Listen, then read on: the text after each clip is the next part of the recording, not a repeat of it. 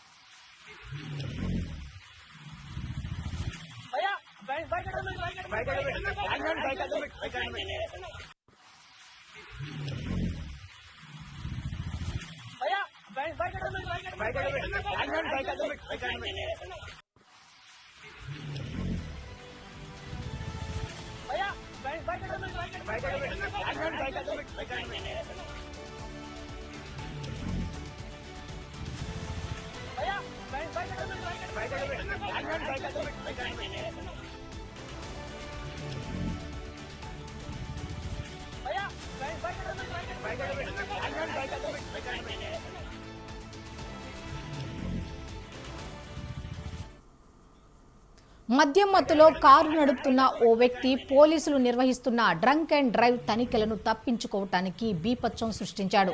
SI car bonnet మీద ఉన్నా పట్టించుకోకుండా 1/2 కిలోమీటర్ దూరం తీసుకువెళ్లాడు. అదే మార్గంలో ద్విచక్ర వాహనాలపై కూడా వెళ్తున్న వారిని ఢీకొట్టాడు. చివరకు కారు వేగం తగ్గించగా ఎస్ఐ రోడ్డు పక్కన దూకేసి ప్రాణాలు కాపాడుకున్నారు. రంగారెడ్డి జిల్లా యాచారం పోలీస్ స్టేషన్ పరిధిలో ఈ ఘటన చోటు చేసుకుంది.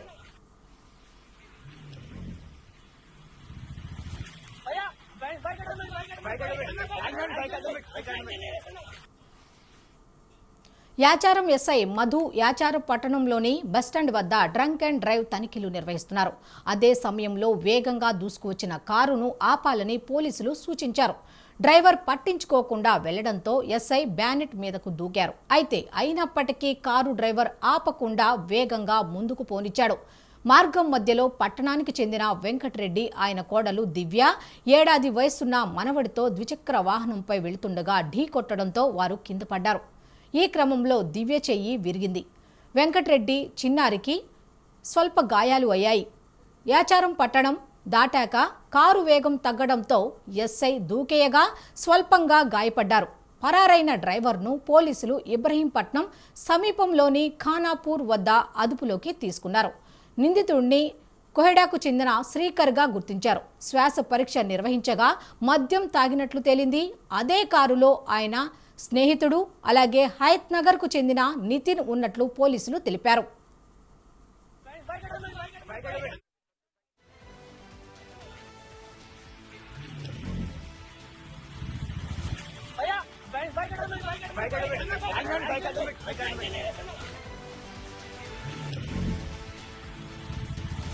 भैया